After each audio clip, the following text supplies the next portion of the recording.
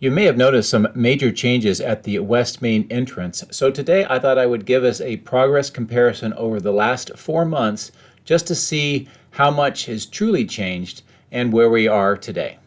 This is how it appeared on the 13th of July. You can see asphalt is around the stairs. There's concrete replacement beginning on the north side of the stairs.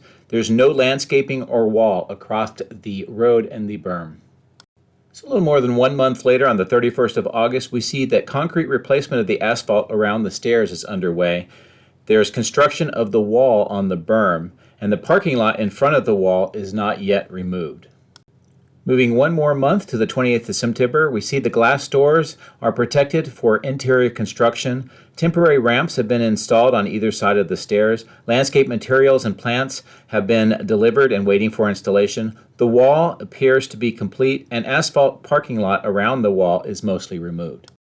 1 more month ahead to the 28th of October, we see the ramps on either sides of the stairs have been removed. Landscaping is mostly complete and installed around the wall. There's a smaller asphalt lot in front of the wall, and the Cyber Rodeo Model Y with the horns is on display.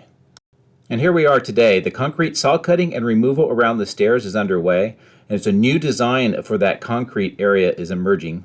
The landscaping wall and the small parking lot is mostly complete, except for some square sections on that asphalt lot.